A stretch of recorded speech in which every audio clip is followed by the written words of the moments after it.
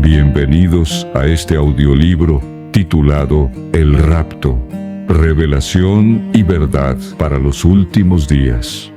En esta obra, Watchman Nee nos conduce con profundidad, claridad y reverencia por la palabra de Dios, analizando las principales posturas existentes y presentando una visión bíblica equilibrada que desafía nuestras ideas preconcebidas y nos llama a vivir en vigilancia, oración y fidelidad. Nos adentramos en uno de los temas más debatidos y relevantes de la escatología cristiana, el rapto. ¿Será antes o después de la gran tribulación? ¿Todos los creyentes serán arrebatados por igual? ¿Qué dice realmente la Biblia? Te invitamos a escuchar con atención, con un corazón abierto y con espíritu de oración. Señor, hazme digno de estar en pie delante de ti. Comenzamos. Que la gracia te acompañe. El rapto es el asunto más importante antes del fin de los tiempos. Lamentablemente, mucha gente lo malinterpreta. La palabra arrebatamiento equivale a la palabra recibir en Juan 14, 1 al 3.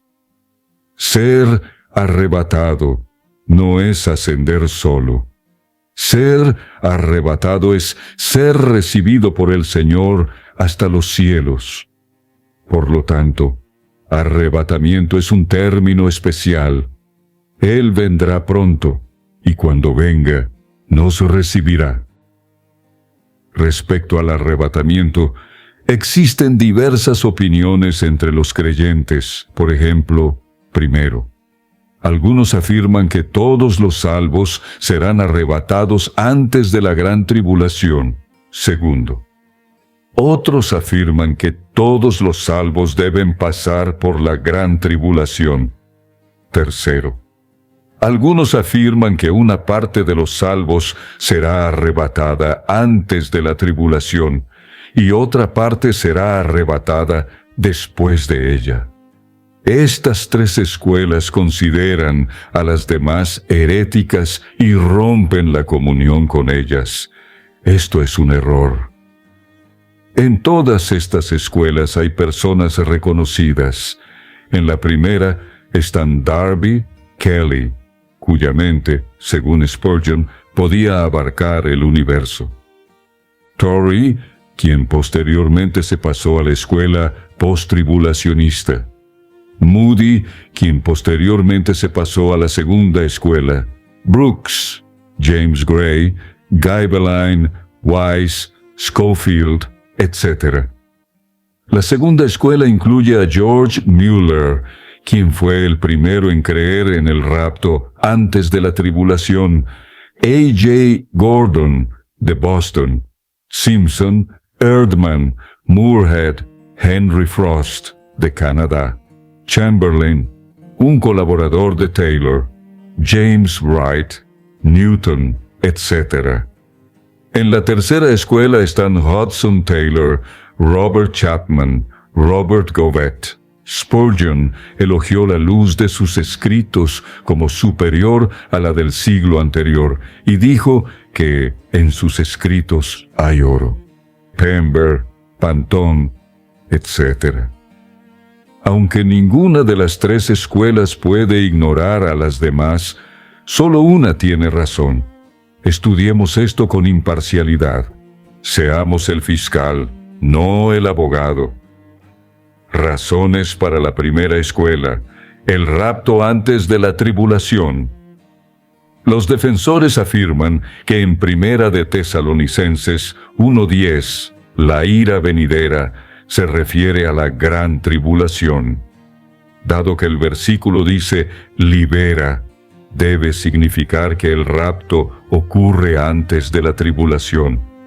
Además, afirman que Primera de Tesalonicenses 5:9 nos dice que Dios no nos ha designado para la ira y que la ira equivale a la gran tribulación.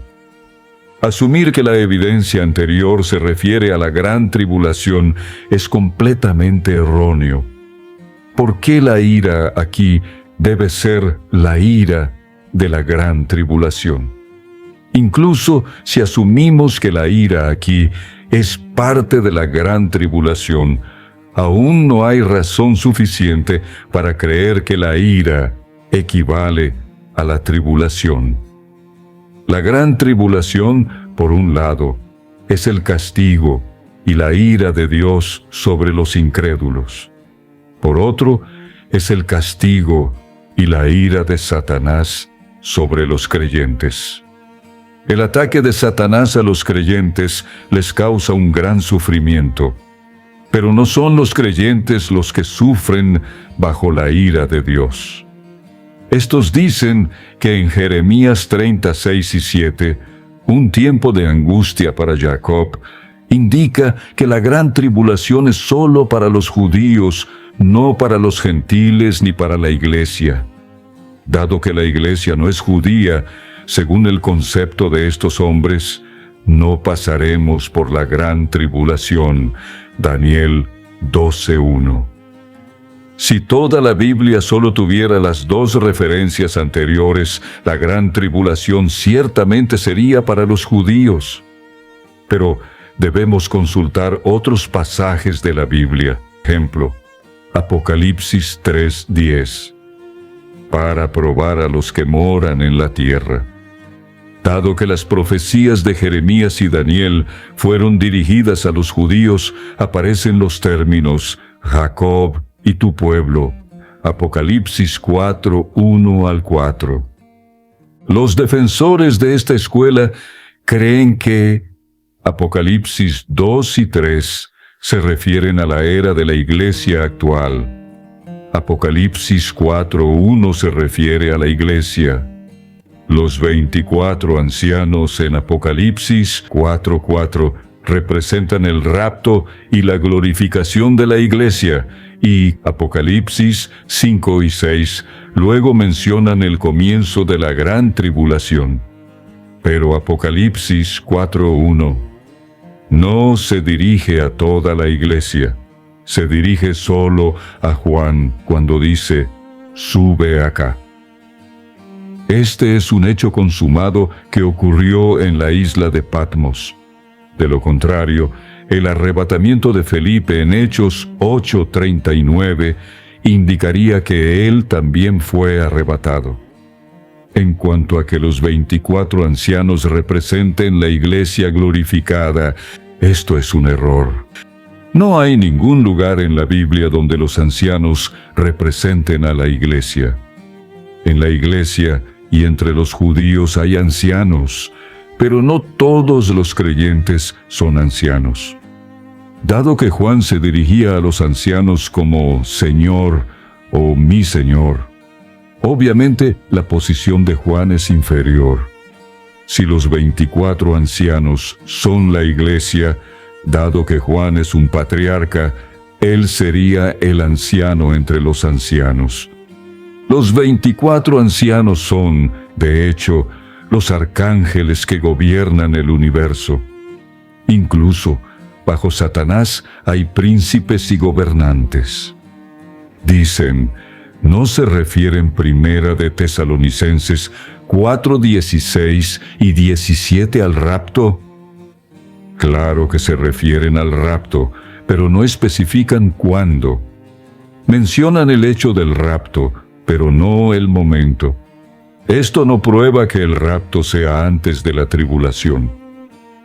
En 1 Corintios 15, 50 y 52, muestra que tanto los muertos como los vivos serán arrebatados. Esto se refiere al rapto, pero no dice que ocurrirá antes de la tribulación. Al contrario, prueba que ocurrirá después de la tribulación, al sonar la última trompeta, que equivale a la séptima trompeta de Apocalipsis 11:15. Algunos dicen que, según la costumbre romana, la trompeta se tocaba 3 veces y por lo tanto, la última trompeta sería la tercera. Esto es erróneo, porque el Espíritu Santo no adopta el método romano para dar revelación. No hay conexión y carece de sentido. Estos argumentan que en Lucas 21:36 el Señor prometió claramente que la iglesia puede escapar de la gran tribulación y estar en pie delante del Hijo del Hombre, lo cual para ellos es el rapto. Pero aquí esta promesa es condicional. No está condicionada a la salvación por regeneración. Está condicionada a la vigilia y la oración. Si uno es considerado digno después de vigilia y espera, se convierte en una promesa condicionada a la vigilia y la oración. Debemos prestar atención a esto. Apocalipsis 3:10 es, para ellos, la razón más poderosa. Pero aquí también se trata de una promesa condicional. No se puede afirmar que, basándose en esto, todos serán arrebatados antes de la tribulación. En la iglesia, no todos seguirán la palabra de la perseverancia de Cristo. ¿Qué significa la palabra de mi perseverancia? Hoy los hombres injurian al Señor, lo maldicen y lo niegan. Sin embargo, el Señor no envía un rayo del cielo para matarlos. El Señor no los castiga. Esta es la palabra de la perseverancia de Cristo en esta era. Hoy perseveramos junto con Cristo. No resistimos. ¿Es realmente posible que todos cumplan esta palabra de perseverancia? Si es así, entonces todos los creyentes pueden ser arrebatados. Si no, entonces no todos los creyentes pueden ser arrebatados antes de la tribulación. Y si este es el argumento, entonces se deduce que todo el mundo será salvo, según Juan 3:16. Pero olvidan la condición de Juan 3:16. Todo aquel que cree en Él. La promesa del Señor aquí en Apocalipsis 3:10 fue para toda la iglesia de Filadelfia. Dicen que, dado que Filadelfia representa a la iglesia, toda la iglesia será arrebatada antes de la tribulación. En aquel tiempo, en Asia Menor existían 7 iglesias, pero esta promesa del Señor se dirigió solo a una de ellas. Por lo tanto, Filadelfia no puede representar a todas las iglesias. De lo contrario, los vencedores de las otras 6 iglesias no podrían ser arrebatados y no tendrían esperanza de ser salvos de la tribulación. La primera escuela carece de base bíblica y utiliza muchas presunciones infundadas. Una cuestión tan importante como el rapto no puede basarse en presunciones. Sus presunciones incluyen: quienes apoyan esta teoría presuponen que Apocalipsis 1 al 3 trata sobre la iglesia, y que, dado que después del capítulo 3 Apocalipsis no vuelve a mencionarla, ésta debió haber sido arrebatada. En el reino, Cristo no tiene palabras de perseverancia, solo hay justicia y majestad.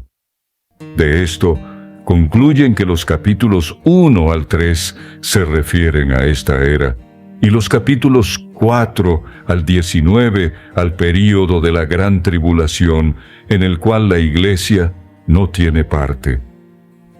Pero no es cierto que no se mencione a la iglesia. En los capítulos 4 al 19 hay muchas referencias a la iglesia, aunque no se usa el término iglesia.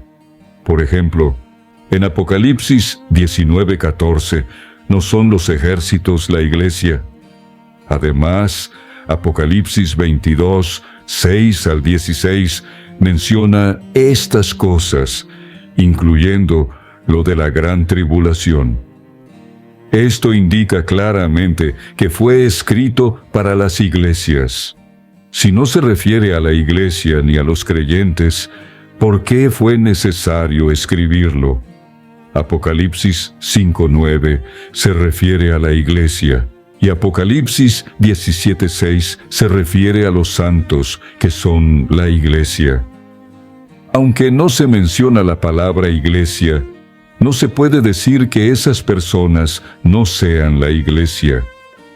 Estos presuponen que después del arrebatamiento de la iglesia, muchos otros serán salvos en la tierra. Estos salvos se convertirán en santos en la gran tribulación. Véase Apocalipsis 7:9 al 17. Son salvos en medio de la gran tribulación. La primera escuela no tiene más remedio que admitir esta presunción. De lo contrario, no puede justificarse. Si la iglesia es arrebatada antes de la tribulación, ¿de dónde provienen entonces todos estos innumerables santos? La multitud, que nadie podría contar, debe superar los 200 millones. Esta es la cifra más alta del Apocalipsis. Apocalipsis 9:16. La población mundial actual es de 1.800 millones. Antes del capítulo 7, una cuarta parte de la población mundial había muerto. Apocalipsis 6:8, quedando 1.300 millones. ¿Cómo puede decirse entonces que nadie puede contarlos? Esto debe referirse a todos los santos a lo largo de los 2000 años. Durante la gran tribulación, el Espíritu Santo ha regresado al cielo. Estos presuponen que, dado que la iglesia es una con el Espíritu Santo, toda la iglesia será arrebatada antes de la tribulación. Su argumento se basa en 2 de Tesalonicenses 2:6 al 8, donde el inicuo equivale al anticristo y lo que lo detiene equivale al Espíritu Santo. Sin embargo, lo que lo detiene no puede referirse al Espíritu Santo, porque el tono de la frase se aparta, no puede referirse al Espíritu Santo. Además, el Espíritu Santo tiene muchos nombres. El Espíritu de revelación y, sin excepción, la palabra Espíritu siempre se está presente.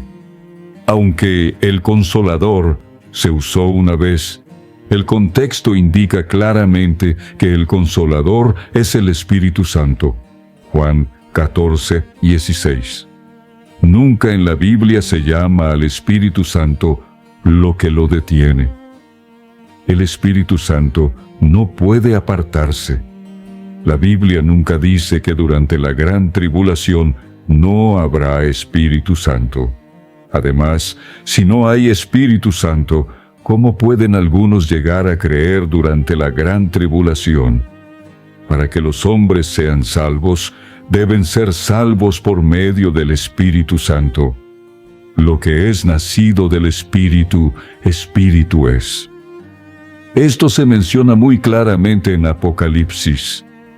El tiempo de la gran tribulación es precisamente el tiempo de la lluvia tardía. La profecía de Joel no se cumplió en Pentecostés, porque no hubo maravillas. La sangre, el fuego, la columna de humo, la conversión del sol en tinieblas y la luna en sangre. En el día de Pentecostés no hubo tales maravillas. Todas estas 5 maravillas se cumplirán durante la gran tribulación. Sangre, la primera trompeta; fuego, la primera y la segunda trompeta; humo, la quinta trompeta; el sol y la luna, el 6º sello. Pentecostés fue meramente una miniatura. Fue solo un pequeño anticipo. Pedro no dijo que esto cumplió la profecía, solo dijo esto es. Aquí la palabra esto es no se refiere al cumplimiento de la profecía. Por lo tanto, sabemos que el Espíritu Santo tiene una obra mayor que realizar durante la gran tribulación. Si no hubiera Espíritu Santo, ¿cómo podrían los santos resistir la tribulación? Estos asumen que el término discípulos en los 4 evangelios se refiere a los judíos y que el Señor les decía a los discípulos que eran judíos, deben ser vigilantes y sobrios y deben orar. Pero para esta escuela, como cristianos, pase lo que pase, todos seremos arrebatados. Estos solo siguen las epístolas. Sin embargo, los 12 discípulos eran hombres en la iglesia, eran cristianos. De lo contrario, ¿por qué? De las pocas epístolas que se escribieron en estos 2000 años, es decir, desde el comienzo de la historia de la Iglesia, tantas se escribieron durante el período de transición. Además, la Biblia llama a todos los cristianos discípulos, Mateo 28:19. Pensaban que los 4 evangelios, los Hechos, etc., no fueron escritos para los creyentes gentiles. Scofield afirmó que el Sermón del Monte es exclusivamente para los judíos. Sin embargo, olvidó Mateo 28:20, enseñándoles a las naciones que guarden todo lo que os he mandado. Juan 14:26, y recordándoos todo lo que os he dicho. Usan únicamente la palabra de Pablo como base de su enseñanza. Pero, por favor, lean Colosenses 3:16. Que la palabra de Cristo more en abundancia en vosotros. Este evangelio del reino será predicado en toda la tierra habitada. Y entonces vendrá el fin. Mateo 24:14. Dicen que hay una diferencia entre el evangelio del reino y el evangelio de la gracia. Para ellos, el tiempo para predicar el evangelio del reino se limitaba al tiempo en que el Señor estuvo en la tierra y al tiempo anterior a la tribulación. Pero nuestra salvación es mediante el evangelio de la gracia. Creen que el evangelio de la gracia no necesita ser predicado en todo el mundo antes del arrebatamiento. El evangelio del reino de los cielos es igual al evangelio del reino de Dios. Hechos 20, 24 y 25. Menciona el evangelio de la gracia. La palabra del reino de Dios en el versículo 25 es el evangelio de la gracia mencionado previamente en el versículo 24. En Hechos 1:3, el Señor enseñaba acerca de las cosas del reino de Dios que vendrían en el futuro. Estos sostienen que cuando Cristo estuvo en la tierra, fue ministro de la circuncisión. ¿No es cierto que lo que dijo se dijo en contra de la perspectiva de los judíos? Sin duda, lo fue. Pero la era de la gracia también comenzó con el Señor. Por favor, vean los siguientes versículos. Mateo 11, 13 y 14.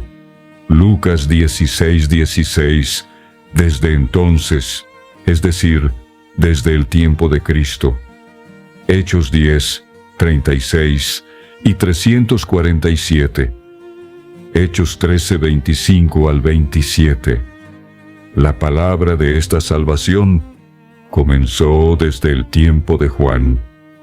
Marcos 1:1, el Evangelio de Jesucristo comenzó desde Juan el Bautista, y Lucas 4:17 al 19, que registra que el Evangelio de la gracia se ha cumplido hoy, Lucas 4:21.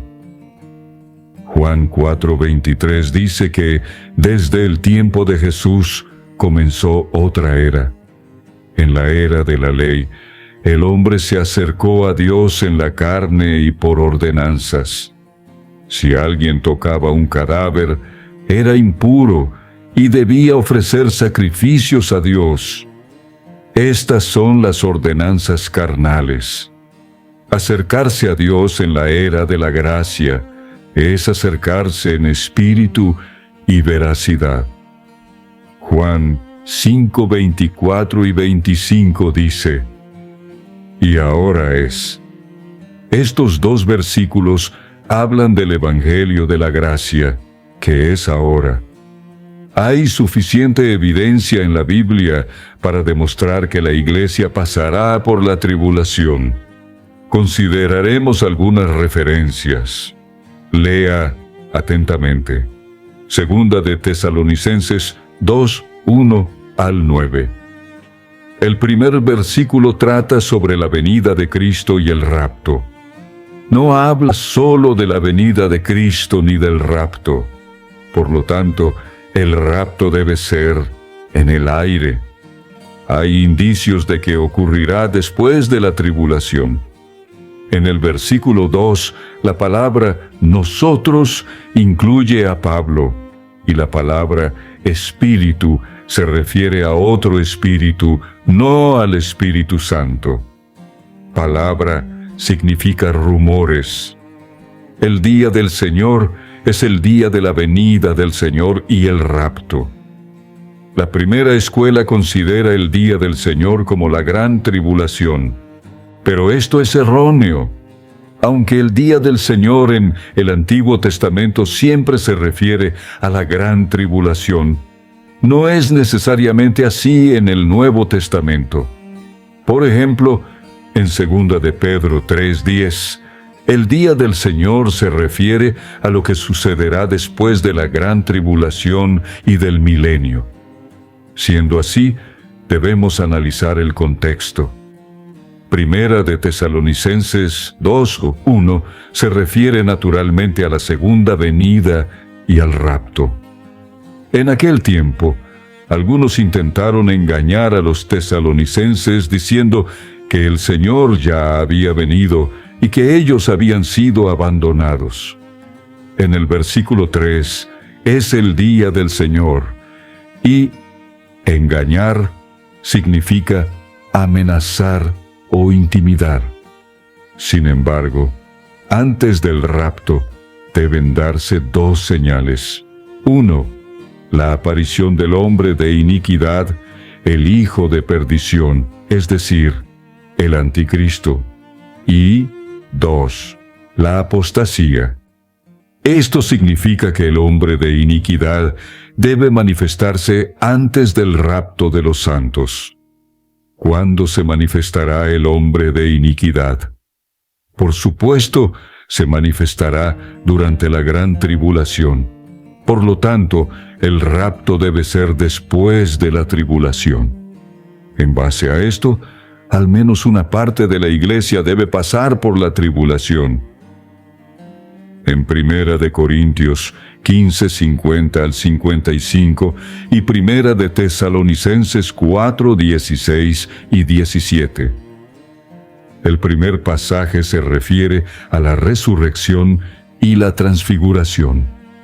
El segundo pasaje se refiere a la resurrección y el rapto. Estas dos secciones son paralelas. Todos concuerdan en que las cosas mencionadas en estos pasajes ocurren al mismo tiempo. ¿Hay alguna pista que señale el momento? Está el toque de la última trompeta. Sabemos que esto debe ser después de la tribulación. La primera escuela dice que la última trompeta se toca antes de la tribulación, pero no hay base para esto, ni siquiera un versículo en la Biblia que lo muestre. El toque de la última trompeta tendrá lugar después de la tribulación. Esta última trompeta es la séptima trompeta de las 7 trompetas. Si la última trompeta se tocara antes de la tribulación, esto sería absurdo, porque entonces habría 7 trompetas más después de la última trompeta. Esto es como decir que después del último hijo quedan 7 hijos más. El señor Janning y otros dicen que la trompeta aquí se refiere a la trompeta de la iglesia, no a la trompeta de la tribulación. ¿Dónde menciona la Biblia algo sobre la primera o la última trompeta de la iglesia? Algunos entre los hermanos dicen que esto se refiere a la última trompeta en la terminología militar romana, que sonaba antes de que toda la legión marchara, y que Pablo la tomó prestada. Pero el Espíritu Santo no toma prestada de la terminología militar romana. Además, esta es la trompeta de Dios y no la trompeta de la iglesia. Ciertamente, esta es la última trompeta de las 7 trompetas en Apocalipsis. Además, en Apocalipsis 17, cuando suena la 7ª trompeta, el misterio de Dios se termina. Este misterio se refiere a la iglesia. Evidencias diversas. 1. La consumación de los tiempos. Mateo 24:3 y Mateo 13:40. Los tiempos equivale a eón. La gran tribulación ocurre al final de este siglo. Si el rapto ocurre antes de la tribulación, entonces este siglo será 3 años y medio más corto. 2. La sumisión de los enemigos a Cristo. 1 de Corintios 15:25. Este evento ocurre después de la tribulación. 1 de Timoteo 6:14 dice: guarda, hasta después de la tribulación, la manifestación de nuestro Señor Jesucristo. En Apocalipsis, ningún versículo indica que el Señor dejará el trono para descender al aire antes de la tribulación. Es sólo después del comienzo de la tribulación que Él abandona el trono. Apocalipsis 14:14. Si Cristo descenderá al aire antes de la tribulación, entonces no necesitamos esperar, sino ser sobrios y estar vigilantes. Aunque hay evidencia en la Biblia que muestra que los creyentes serán arrebatados después de la tribulación, eso no significa que todos los creyentes serán arrebatados después de la gran tribulación. Existen algunos errores en la segunda escuela. La Biblia muestra muy claramente que algunos serán arrebatados antes de la tribulación. Consideraremos algunas de las razones. Supongamos que todos los creyentes son arrebatados después de la tribulación. En ese caso, no necesitaríamos estar vigilantes, esperando ni preparados, pues tenemos la seguridad de que el Señor vendrá después de 3 años y medio. Si así fuera, podría hacer todo tipo de maldad durante 3 años, 5 meses y 29 días. Esto contradice un principio fundamental de la Biblia. Si todos son arrebatados después de la tribulación, entonces nuestra espera no es una espera por Cristo. Se convierte, en cambio, en una espera por el anticristo, porque éste viene primero. La iglesia perderá la esperanza. Tito 2:13 dice: aguardando la bienaventurada esperanza, es decir, la bendición de escapar de la tribulación. La segunda escuela no admite que exista un rapto secreto. Olvidan que el Señor dijo: vendré como ladrón. El ladrón viene en secreto. El ladrón viene a robar lo mejor. En cuanto a si los 12 discípulos eran cristianos, la segunda escuela afirma que todos lo eran. Esto es totalmente opuesto a la primera, que afirma que ninguno de ellos era cristiano. Pero lo cierto es que, si bien los 12 discípulos representaban al remanente judío, también eran cristianos. Por ejemplo, en Mateo 10, 5 y 6 y Mateo 23, 3, todos tienen ascendencia judía. Estos versículos no se refieren a cristianos. No diferenciar el rapto, la venida de Cristo por los santos. Hay un rapto público. En el libro de Judas, la venida del Señor, como se refiere la profecía de Enoc, es un rapto público porque Él pone sus pies en el monte de los olivos. Apocalipsis 1:7 habla de lo mismo.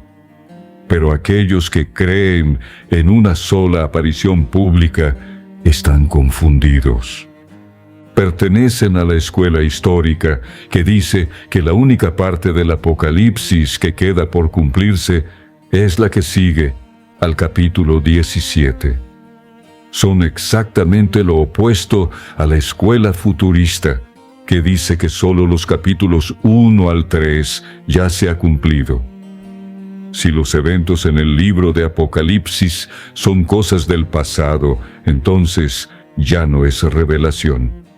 Por lo tanto, este libro solo lo entenderían los eruditos e historiadores, y no los niños. El cumplimiento en la Biblia suele ser literal. Por ejemplo, la Virgen María, Belén, etc. Son todos literales. Ocasionalmente hay cumplimientos que son figurativos, pero se explican en ese momento. La primera escuela carecía de evidencia bíblica. La segunda escuela tiene alguna evidencia bíblica, pero muchos errores. ¿Qué dice realmente la Biblia? Veamos lo siguiente. Apocalipsis 3, 10. Por cuanto has guardado la palabra de mi perseverancia, yo también te guardaré de la hora de la prueba que está próxima a venir sobre toda la tierra habitada. Esta es la gran tribulación. Este versículo nos dice que algunas personas pueden escapar de la gran tribulación porque han guardado la palabra de perseverancia. Este versículo refuta tanto la primera como la segunda escuela. Aunque Filadelfia representa la verdadera iglesia en la era de la gracia, también es solo una de las 7 iglesias en Asia en ese momento. Por lo tanto, sabemos que solo un pequeño número, una séptima parte, puede ser arrebatado antes de la tribulación. Además, el arrebatamiento antes de la tribulación no se basa en la regeneración, es decir, en ser simplemente hijos de Dios. Se basa en una sola condición: guardar la palabra de su perseverancia. Preguntémonos, ¿pueden todos los creyentes de hoy guardar la palabra de su perseverancia? De esto, sabemos que no todos pueden ser arrebatados antes de la tribulación. La segunda escuela afirma que este versículo no se refiere al rapto antes de la tribulación, sino a la preservación que Dios nos dará durante ella. Significa que, durante la gran tribulación, Dios nos guiará a través de ella. Esto es como si una casa se incendiara, pero una habitación se salvará. También es como los israelitas que no sufrieron las plagas en la tierra de Gosén. Esto es un error. Aquí no se trata de ser guardado hasta el final, sino de ser guardado. En el griego original, después de la palabra guardar, aparece la palabra griega ek, que significa fuera de. Por ejemplo, eclesia, un grupo llamado a salir. Por cuanto has guardado la palabra de mi perseverancia, yo también te guardaré de la hora de la prueba que está por venir sobre toda la tierra habitada, para probar a los que moran sobre la tierra. Guardado y guardar en el texto original tienen la misma raíz. La hora de la prueba no es la tribulación, sino el tiempo de la tribulación. Por ejemplo, estuve en el noroeste de Shanghái durante la guerra chino-japonesa. No sufrí daño. Esto fue porque Dios me guardó durante esa tribulación, no porque me guardó de la hora de esa tribulación. Si queremos ser guardados de la hora, debemos ser guardados fuera de este mundo. Si Dios quiere protegernos de este mundo, solo hay dos caminos: la muerte y el rapto. Los de Filadelfia ya murieron, así que se les preserva de la hora de la gran tribulación. Pero Dios no puede matar a la iglesia actual solo porque quiere protegerla de la hora de la gran tribulación. Por lo tanto, la única manera es arrebatándola. Lucas 21:36 también prueba que no toda, sino solo una porción de la iglesia será arrebatada antes de la tribulación. Los registros de Lucas 21 y Mateo 24 son aproximadamente los mismos, pero Mateo enfatiza la venida del Señor y la tribulación, mientras que Lucas enfatiza la destrucción de Jerusalén y la tribulación. Por lo tanto, en Mateo hay preguntas, Mateo 24:3, y también muchas parábolas. En Lucas no hay ninguna de estas. Con respecto a Jerusalén, al principio está la persecución en el año 70 después de Cristo, y al final estará la gran tribulación. Lucas 21:8 y 9 se refieren a las cosas antes del fin. Los versículos 10 a 19 indican que los creyentes sufrirán. Los versículos 20 a 28 muestran cómo será destruida Jerusalén. En el versículo 28 parece que todos los santos pasarán por la tribulación. En Lucas 21, los versículos 29 al 33 son una parábola que garantiza que habrá tal cosa.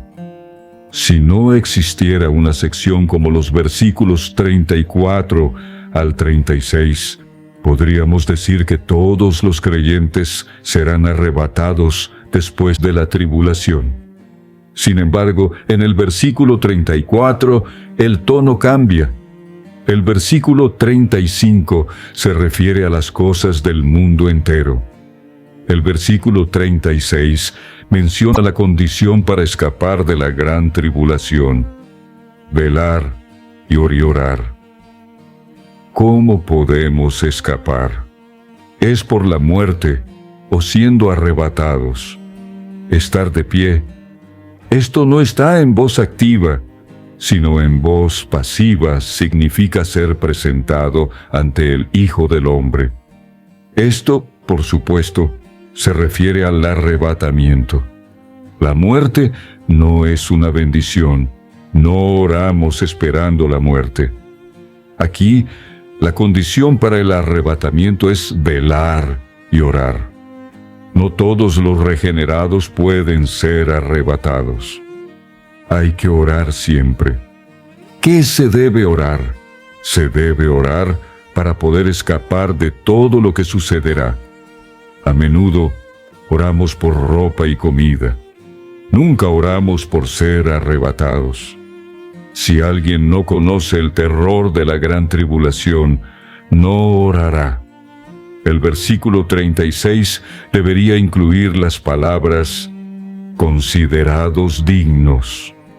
Ser considerado digno de escapar de todas estas cosas que sucederán no es una cuestión de gracia, sino de ser digno o no.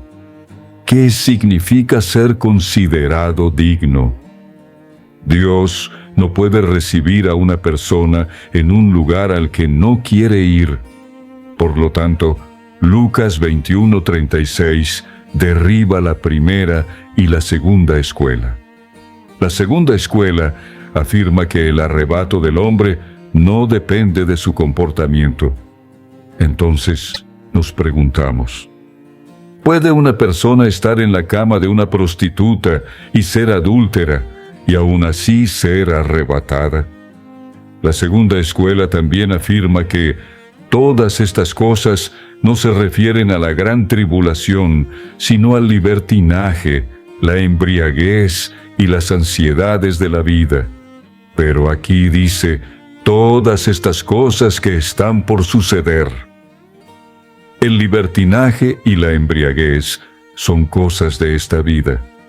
Además, con estas cosas no se trata de ser digno o indigno. Uno debe ser liberado de ellas en cualquier caso. Por lo tanto, uno debe estar alerta y no dejarse engañar. Mateo 24:43 y Primera a los Tesalonicenses 5:4 indican que debe haber dos raptos. Los hombres serán raptados a diferentes lugares, es decir, irán a diferentes lugares. Apocalipsis 7:15 menciona estar de pie ante el trono de Dios. Lucas 21:36 habla de estar de pie ante el Hijo del Hombre. Primera de Tesalonicenses 4:17 habla de estar en el aire. Por lo tanto, no todos serán raptados, y los raptos no ocurrirán todos al mismo tiempo. Marcos 13:32 registra que nadie sabe el día en que Cristo vendrá. Sin embargo, sabemos que su venida será después de la séptima trompeta. La razón de esta diferencia es que el primero se refiere al primer rapto, mientras que el segundo se refiere al rapto después de la tribulación. Respuestas a las preguntas de quienes se oponen a los raptos separados.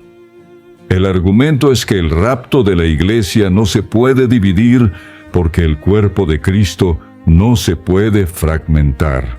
Sin embargo, el cuerpo es una figura retórica y se refiere a que compartimos la misma vida. La iglesia es la esposa del Señor. Supongamos que interpretamos el cuerpo según la letra.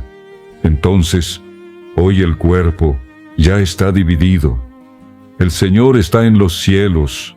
Pablo ha muerto. Nosotros aún permanecemos en la tierra, y algunos aún no han nacido. Otro argumento es que el rapto es parte de la redención, y si la redención es por gracia, entonces el rapto no puede basarse en si uno es considerado digno o no. Nuestro escape del juicio ya es conforme a la gracia. La transfiguración, el acto de cambiar. Primera de Corintios 15, 51 y 52. Y el rapto, el acto de tomar, son conforme a la conducta. Estos preguntan, ¿no es cruel quitarle la esperanza a la iglesia? De todos modos, nunca hubo tal esperanza. Era una falsa esperanza. Necesitamos recordarlo.